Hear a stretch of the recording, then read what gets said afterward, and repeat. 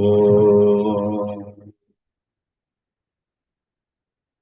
कृष्णाय वासुदेवाय हरये परमात्मने प्रणतक्लेशनाशाय गोविन्दाय नमो नमः। ॐ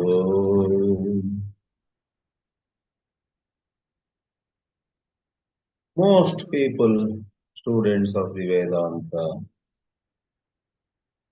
while appreciating the high plateau teachings of the Upanishads, do not have the necessary preparation to stay in intense contemplation upon the non-dual Brahman, to contemplate on I am that pure awareness with no division of the observer and the observed, seen and the seer, etc. The majority of people actually are no different from the case at the end of Kenopanishad where a student asks a teacher or asks the teacher, Upanishadam bho bruhi. Sometimes we make a little fun of that student. After everything was said and done, here was a student who says to the teacher, teach me Upanishad. What was said all this time? You laugh.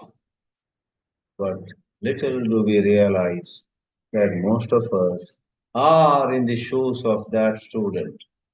After hearing or even talking a lot of Vedanta, we actually are not able to stay in contemplation on Brahma.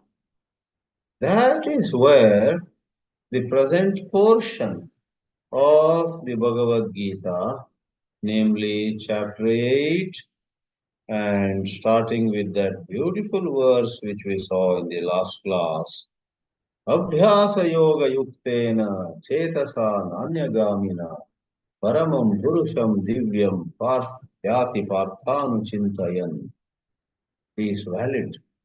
It is upasana. You visualize the supreme truth as up there in the sun. You visualize the supreme reality as something magnificent, and you fix your mind in that. You being a upasaka and that being the object of upasana, there is duality. Why do you not just say, I am that Brahma? Lack of aptitude. For in this Kali Yuga, everybody thinks that, I know, I got it, I understood. Now enlightenment should take place. In fact, having mentioned unintentionally the student of Kenopanishad who at the end of it all asks, teach me Upanishad, O revered sir, I may say the answer given by the Guru over there is very appropriate to most of us in this Kali Yuga. Tasyai tapodama karmeti pratishtha veda sarvangani satyamayatanam is the answer given by Guru in the Kenopanishad. If you have heard so much of Vedanta and still your mind is so much stuck in duality, you are unable to pull yourself to steady contemplation upon your true self, you need to do 5 things. Tapaha, damaha, karma, vedaha, vedangani. If you count vedangani as a separate one, then 6. Satyam. Tapodama karmeti pratishtha veda sarvangani satyamayatana. If you don't count vedangani or sarvangani as another item, that's another interpretation, you take Vedas as the limbs of the whole body of Brahma Vidya, it's fine. Let's not go into the whole mantra, but the very first one is enough. Tapaha. Oh, my dear student, If this is the question you are asking, never mind. It's very common that people, having studied the Vedanta for decades, are still not able to anchor themselves in the Advitiya Brahma. Upanishads are primarily concerned with the Advitiya Brahma. Ekamevadvitiyam Brahma. Neha nanasti kinchana. But 99 out of 100 Vedanta students are unable to anchor themselves in that non-dual Brahma. The teacher says, Tasyai. Tasyai means Tasyai Brahma Vidyayai. For really latching on to the essence of Brahma Vidya, among the 5 or 6 prescriptions, there are prescriptions. Like physicians give for several things.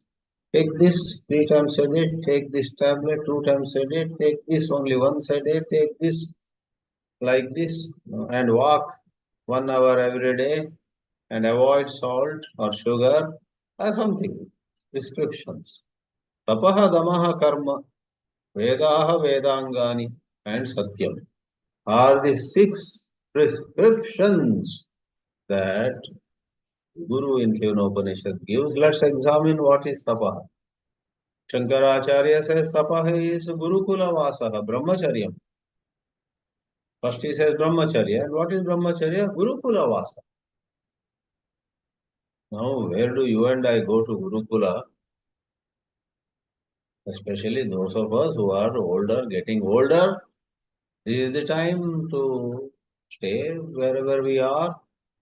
We can't now go to whether we will be taken in a Gurukula, we don't know. We are not 18-year-old, 14-year-old brahmacharis. So how do we do Gurukula? Brahmacharya is the Gurukula Vasa that unmarried young men and women take up. They come back from Gurukula and then marry. That coming back is a function at homes of the boy, Samavartana, one of the sanskaras. Samavartana takes place at the boy's home, Nandi takes place at the girl's home, then there is the Vivaha. Nandi is for the girl, Samavartana is for the boy. So, how do we do Gurukula? You know what? You don't have to literally go to any Gurukula. But what is, after all, Gurukula Vasa? It is orderly life. So be strict with yourself. Someone said very powerfully, if you take sadhana lightly, your life will get tense. There will be so many problems. Whereas if you take sadhana seriously, your life will become light. Because thanks to the sadhana, thanks to the orderly life, certain sattvic energy will rise in you. Bound to happen. Those who do yoga every morning definitely stand apart from others who know so much philosophy but don't do yoga or pranayama. But yoga is not the only thing. Other day I was present when 2 elderly people were talking about it. I was at a distance. One thing I liked. One old man said to the other old man, how do we do brahmacharya at this age? Both are 76 or 77. The other old man said, you know, if we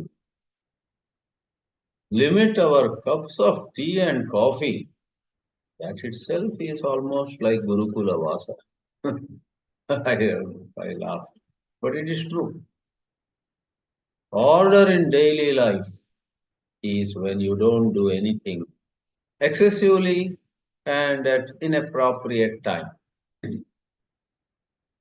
At some inappropriate time.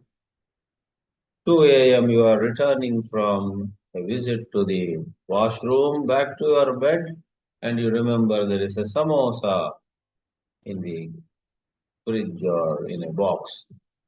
2 a.m. and you gobble one. That is inappropriate time, unless you are feeling very hungry for some reason.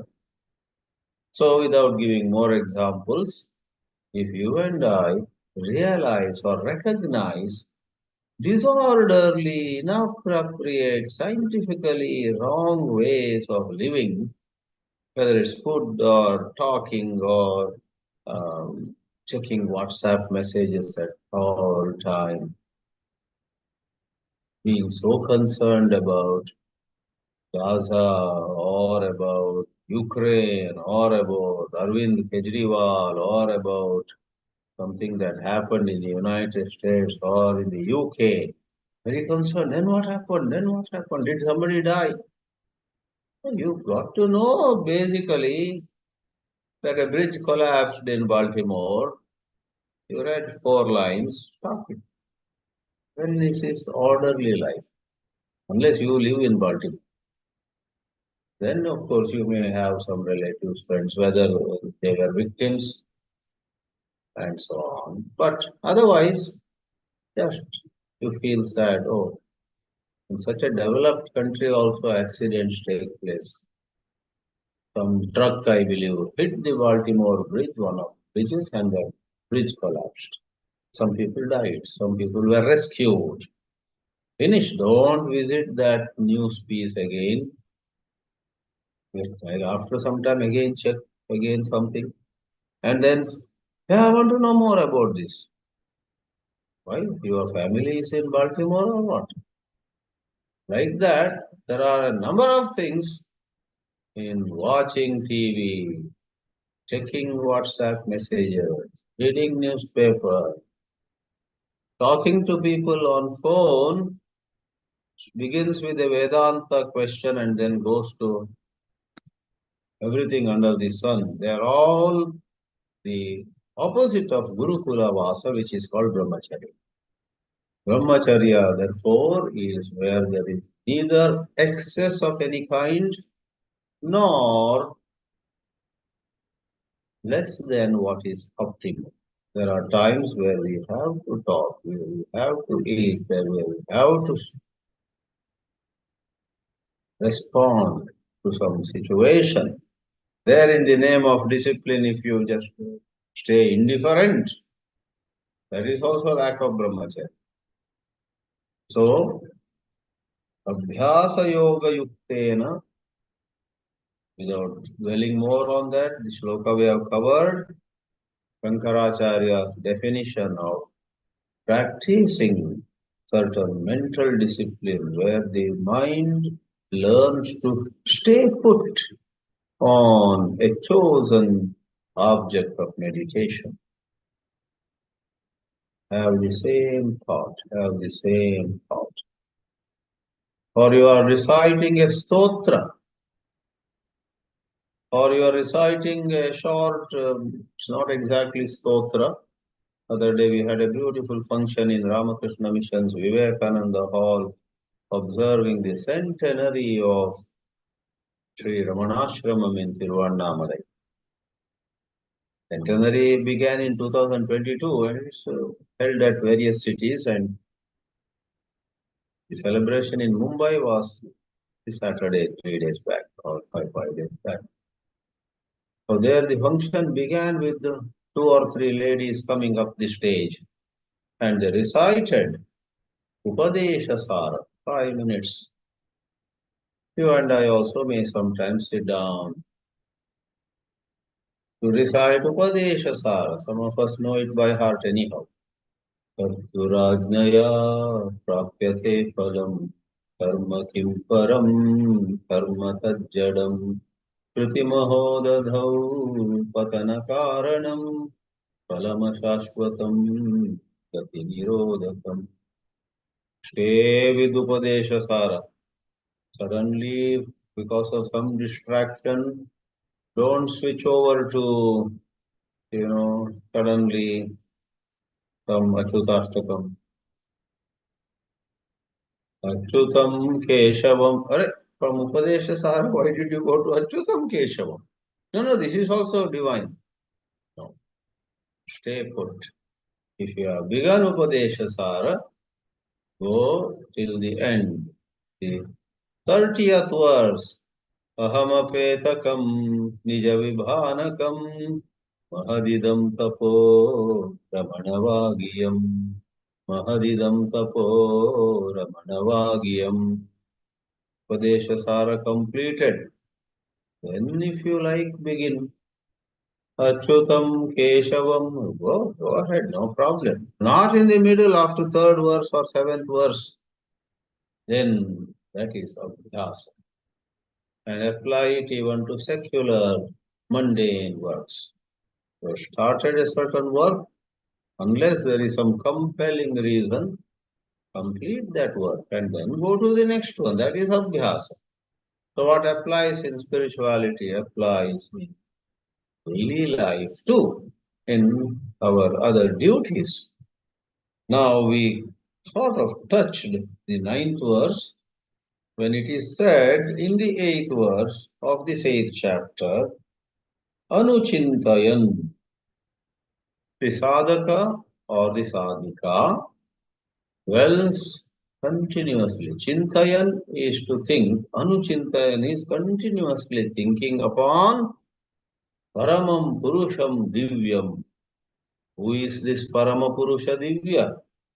Ninth verse says, Kavim Purana Manushasitaram Anoraniyan Samanusmare Yaha Sarvasya Dhataramachintya Rupam Aditya Varnam Tamasapparastat. Shankaracharya explains this ninth verse. First of all, please know that it connects from 8th to 9th. Incha Vishishtam Purusham Yati.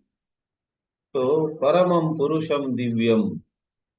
So, this Divya Purusha, Parama Purusha, Vishishtam Kena Prakarena.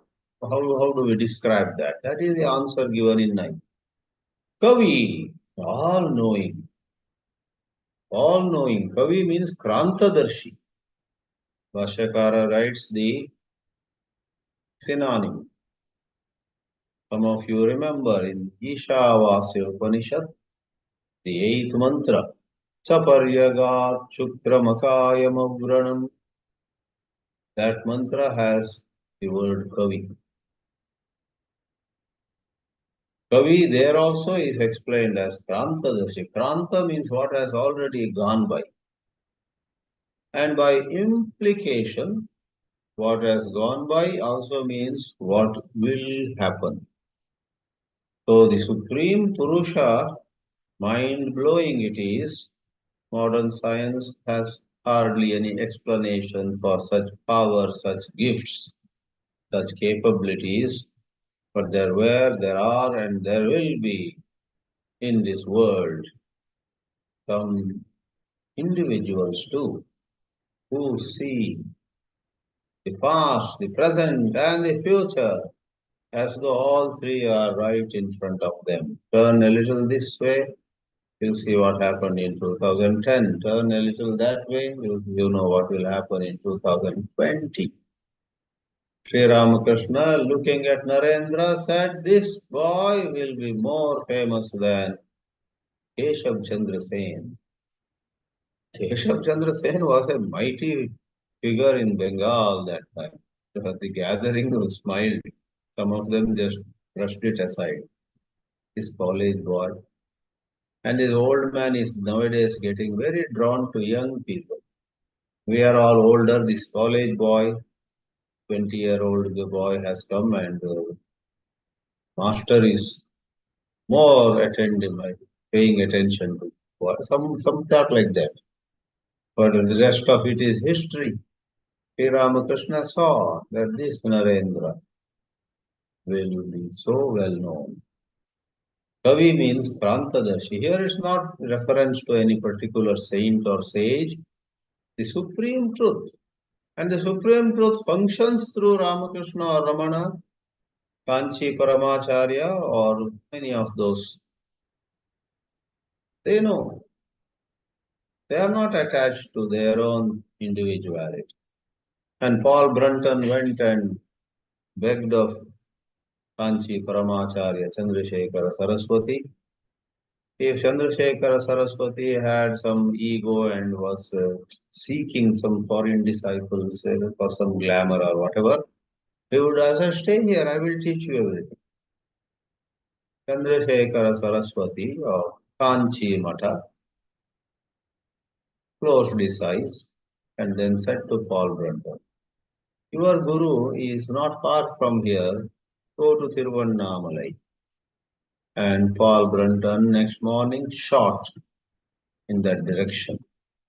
I guess he must have met Paramacharya, but this happened in a vision. Paul Brunton was sleeping. Suddenly the room was filled with light. Then he saw Paramacharya, and Paramacharya told him, go to Ramana Maharshi. The rest is history again, as we say. Paul Brunton, in his famous novel, A Search in Secret India, creates a personality without mentioning explicitly Ramana Maharshi's name. But those who read it know that, oh, he is describing Ramana. Of course, otherwise he did go back to England and wrote other books, The Wisdom of the Over Self, what you and I call generally the pure self, the unconditioned self, the non-transmigrating self, Paramatma, the Asamsari Atma. This Englishman felt it was more appropriate to call it the over self. You and I have a self which gets hurt 7 times and feels elated 10 times in a day, goes up and down, the little self, I, the sense of I. But there is the over self, and Brunton wrote a book, and I guess he wrote many books. So, Kavihi, Krantadarshi, and Shankara himself writes, Sarvajna. Sarvajnam Anusmare. Whoever contemplates upon the all-knowing truth with duality, doesn't matter. That duality eventually will get erased. There will take place the quantum leap. There will take place the transition from Dvaita Chintana to Advaita Nishtha. Suddenly, one fine morning, the meditator, sadhaka, gets the wonderful question, who is meditating? On whom am I meditating? And it's an insight which shows that there is no difference. Meditation is happening and there is only one Brahma, Sarvam Kalvidam Brahma. But at this point, the person is in duality. Puranam Chirantanam. Pura api nava, they say. Though very old, it is ever new. Puranam. Chirantanam, it's the eternal truth. Our life, even if we live for 100 years, is a drop in the bucket. It's peanuts. But we are very attached to this life of ours. We are very attached to this particular manifestation of ours, while in reality, we have had many lives. Bahuni me vyatitani janmani tavacharjuna tanyaham veda sarvani natvam vetha parantapa, says Bhagavan Sri Krishna in this very Gita. Arjuna, many lives have come and gone of mine. Many lives have come and gone of yours also. Tani aham veda sarvani. I know all my incarnations. And the incarnations that will come, I know. Natvam veda. You do not know, Arjuna. Wake up. Thus, Purana. You and I are that ancient truth which is even now up and expressing, and it will express forever. अनुशासितारं सर्वस्य जगतः प्रशासिता. Shasana, ruling. Shasana. One who does Shasana is Shasita. Rachana is composing. One who writes is or composes something is Rachayita. Darshana is seeing. One who sees is Drashta. So the Ta or Ta comes. Prashasita. And the second case of it is Prashasitaram. He is the ruler. Out of fear of him the wind blows, out of fear of him the sun rises. The Taittiriya Upanishad has those lines. Ishasmad vatapavate, Ishodeti suryaha, Ishasmad agnischand, etc. Fire, sun, moon, wind, all of them. Ishasmad vatapavate. There is a portion in the Brahmananda Valli. Out of fear of that supreme truth. The non-dual Brahman is not part of it. But one notch below that non-dual Brahman officiates as Ishwar. So the word Brahma at times means the non-dual truth, absolute. Then there is no second one to fear or to cause fear to Brahma. There is only one. But one notch below that same Brahma, and the word Brahma itself could be used. The word Ishvara is not necessary. Recently we covered the Vakya Bhāshya of Kenopanishad in some detail. Over there, as the fourth khanda begins, or the third khanda, Brahma Vedevebhyo Vijigye. Lord Brahma comes, Shankaracharya stops, doesn't enter into the mantra and says, first let me explain what Brahma is. The word Brahma here means Ishvara, he writes, and he writes. Number of words. We took 5 classes to cover that portion. Adi Shankaracharya makes a strong case for Ishvara. In this creation, there is a creator. Ishvara exists. Ishvara is a valid concept, not mere convenience of philosophy. Thus, Shankaracharya, though an Advaitin, does not dismiss God. He places God, Ishvara, in a certain setting and then acknowledges. When you go higher, there also you don't dismiss Ishvara. Advaita never dismisses Ishvara. In fact, you dismiss your ego. There is Ishvara only, and when Ishvara only is with nothing other than him, that is Advaita. Aham Brahmasmi means that only. I am also gone into Ishvara. Among the Lingayats, Veerashaivas as they call, somebody dies, they write. Grandfather passed away, they write that our grandfather became Lingaikya. Linga, Shiva, Aikya. Our grandfather merged with Shiva. Shiva doesn't merge in you, you merge in Shiva. So, Advaita is where it's not arrogance or proud or saying, I am God, Shiva Shiva. Rather, it is utter, the highest of humility. I do not now separately exist. God is playing his game. As he always did, we did not realize before. Now we see. God is all there is. God alone was, is, and will be.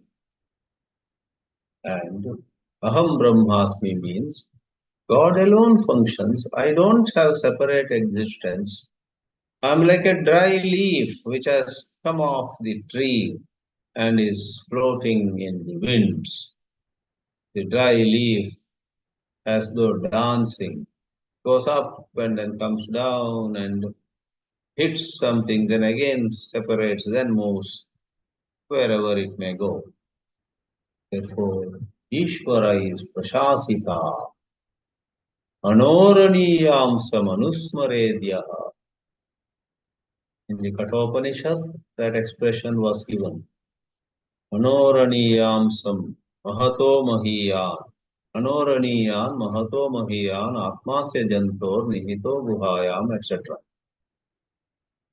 Tinier than the tiniest and bigger than the biggest. That is Anoraniyam. So again, the slight grammar is Anoraniyan is the word Pratama Vibhakti. When you take it to second Vibhakti, Anoraniyansam. Just as Anushasita, then Anushasitaram, Rama, Ramam. So like that, as simple as that. Anoraniyansam. Mahato Mahiyansam is implied. One who contemplates on that which defies descriptions of big and small. What big, what small. Everything big is included in this, everything small is included in this. This truth pervades anything and everything. Sarvasya dhataram. Dhata, if you make it alpa prana, data. Data is giver, but this is dhata. Dha, the dhati is to hold, and it also means distribute. Karma phala dhata. Karma phala data also you may say. He gives the results of actions. But if you say karma phala dhata, he manages, he holds that whole system in place where jivatmas for karmas performed by them get appropriate results. Bhagavan Bhashyakara says karma phala jatasya. Jata means the entire category or range of karma phala. He is the dhataram, vidhataram, vichitrataya, in diverse ways, pranibhyaha vibhaktaram.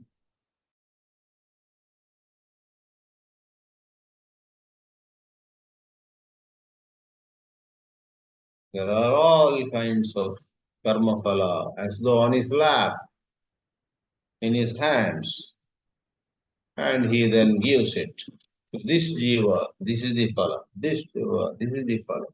As per the particular jiva's karmas. Achintya rupam. Though so much is said, finally we are so humbled by the magnificent and the magnanimous nature of this Brahma. We say, can't think of it. To speak of it, to think of it, to describe it is a misadventure. It's just not possible to do justice to this Brahma. Achintya rupam. Na asya rupam niyatam vidyamanamapi kenachit chintayitum shakyate iti achintya rupam. Though the form, nature of the Supreme God is very much true, it exists, yamanam, niyatam, it has so many valid pointers, but our intelligence being limited, na shakyate chintayitum. Our intelligence is limited. If we were to have supreme intelligence, we know it. But we are with a foot rule, 1 foot long measuring stick, we are trying to measure the depth of a mighty ocean. When H. Narasimhaya, the Vice Chancellor of Bangalore University at that time, made a team and went to Puttaparthi and challenged Satya Sai Baba. We have come to test your miraculous powers with scientific instruments. And some secretary went running to Satya Sai Baba and said, the Vice Chancellor of Bangalore University, not far from Puttaparthi, 3 hours or something, has come already with scientific tools, instruments, and some team of scientists. Sai Baba said, I have no time to waste on such fellows. Ask them to go back, and then he made a statement. The depth of the ocean cannot be measured with a foot rule. That is, we call it foot rule in India. One foot long stick with measurements, which was well appreciated by believers and criticized by non-believers. Ha ha ha ha! See how he escapes, etc. Many of them, after some years, became very good devotees of Satya Sai Baba. I know some of them. Those days, I had a few people who were like little elderly. They were saying, "Hey, Satya Sai Baba did not want to be tested. That shows he is fake and all that." Then they said, "If he really has miraculous powers, why should he produce vibhuti or some gold Sri Krishna idol, etc.? He should produce rice and feed the starving." And these people are the ones to dictate. Who are these people to say what Satya Sai Baba or Ramakrishna or Ramana or Simhayananda or Vivekananda should do? These people, having no fitness whatsoever, utterly worldly, think of what they should do. They do what is best, they know. Anyway, विद्यमानमपि चिन्तयितुं न शक्यते. So a foot rule cannot measure the depth of the ocean. The instruments that H. Narasimhaya had taken were not the appropriate. What Narasimhaya needed was a pure mind which he lacked. He was arrogant with some physics and maths. Scientists continue to make the mistake all along. Of course, the so-called believers also make their own mistakes in another way, some other ways. Not that they are perfect, but the scientists have this problem. They think they know everything. They are way behind spiritual wisdom.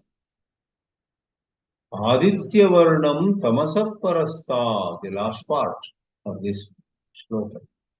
This shloka you may use in your daily meditation if you like. As it is, or if you want to tweak it with a little Sanskrit grammar, put them all in. Prathama Vibhati. Sakavihi, Sapuranaha, Sa Anushasita, Sa Anoraniya, Sa Sarvasya Dhata, Sa Chintya Rupaha, Sa Aditya Varnaha, Saha Tamasa Parasta, Bhavati Tam Anusmarami. If you want some fun of Sanskrit grammar, not necessary really. You put it the way it is. If you want everything else, put it the same way as the Gita has. Just Anusmaret Yaha, make it Anusmarami Aham. Kavim Anusmarami Aham, Puranam Anusmarami Aham, Anushasitaram Aham Anusmarami, Anoraniyam Samanusmarami. Sarvasya Dhataram Anusmarami, Achintya Rupam Anusmarami, Aditya Varnam Anusmarami, Tamasa Parastatam Anusmarami Aham, in this way. Or say it in Kannada or Hindi, Bengali or Kashmiri, who cares?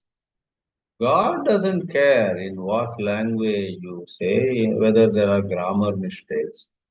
God is not some puny Sanskrit Pandit in some high school who is looking at your grammar.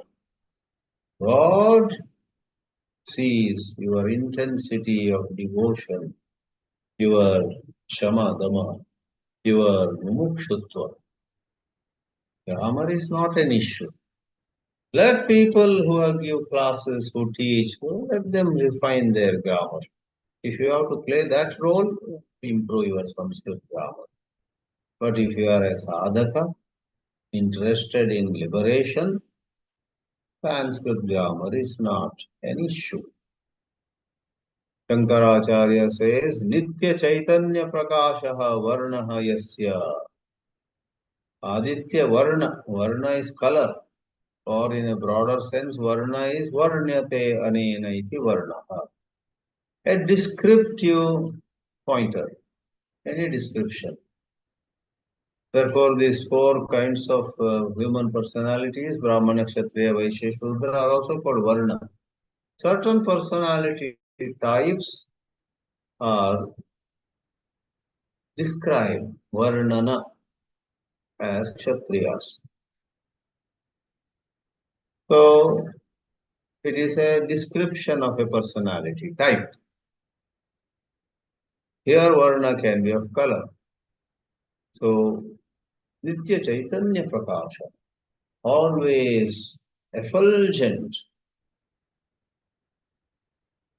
not the ordinary light we know, but Chaitanya, pure consciousness.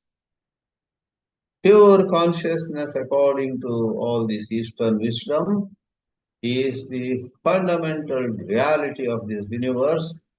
Matter and energy come and go. Matter and energy are not the ultimate. But most scientists believe consciousness is a product of matter and energy. And Swami Sarvapriyananda, in a lot of his talks, brings this issue. He raises the question, how exactly and when exactly does matter or energy change to consciousness? What is the transition? And he quotes David Chalmers. David Chalmers is an authority on consciousness studies. And Sarvapriyananda quotes David Chalmers and says, this question or this issue, how exactly matter becomes consciousness? How exactly electricity or electric signal flying from one neuron to another, moving in the brain, where exactly this electricity or whatever other thing changes into consciousness, if consciousness is the product of matter and energy. How does it happen? He says that is called the hard problem of consciousness. Everything else is soft. It is a hard problem. And the other day I was watching a video by Swami Sarvapriyananda and he, with touch of humor, says, a student of mathematics who gave a very difficult derivation, first line, and therefore second line, mathematics derivation, third line, fourth line, very logical, very perfect.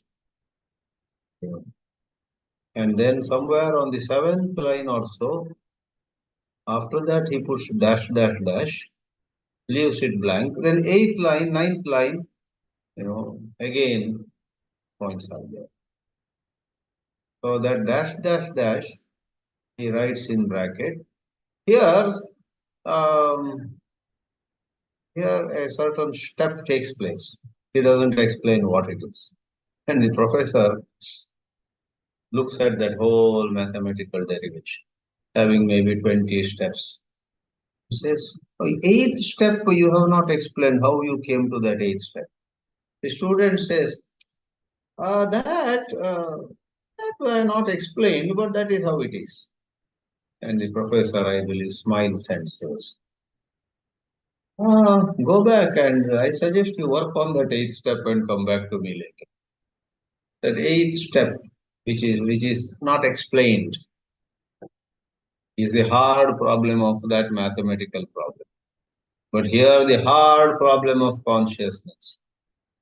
If you guys say that it is matter, energy, electricity, magnetism, some new weak interaction, strong interaction, force, gravity or whatever, so many forms of forces, of energy, of matter, of liquids, of gases, of solids and so on. If that is what at some point becomes consciousness, how? What is that mystery? They have no answer. Somewhere in some combination, consciousness is generated. That is that eighth line, that dash. The student gave and submitted to the professor. And the professor said, please work on this eighth step again, then come back. I don't care about the steps before that dash, dash, dash, and the steps, another 11 steps or 12 steps after that dash, dash. But the dash, dash, dash, please explain what it is. Hard problem of consciousness. Today, I believe many universities offer subject consciousness studies. All right, Tamasa Parasta, and then building up a certain momentum. Sri Krishna talks about how, because the present question being considered is the seventh of the seven. Prayana kale katam jneyosi niyatatmabihi. How are people with a certain degree of self-control to know you when they are going to die, at the time of death, leaving this body and they are going to move? At that time, they want to know you. They want to fix their mind in you and not in anything else. How? So that is being answered. All this is part of that. So Sri Krishna comes back to that context. We'll read this and see the verse meaning for now. Prayana kale manasachalena bhaktya yukto yoga balena chaiva bhruvor madhye pranamaveshya samyak satam param purusham upaiti divyam. That sadhaka who has done tapaha, who has done damaha, who has done karma, who has done vedaha, who has done vedangani, who has done satyam. Tasyai tapodama karmeti pratishtha veda sarvangani satyamayatanam. Wow, at the end of Kenopanishad, the compassionate Guru gives a gem of a teaching. For those vast majority who study Vedanta but are unable to reach those heights, are hanging below with all their weaknesses, their urges, or they are not able to let go of their regrets. They are not able to let go of their disappointments in life.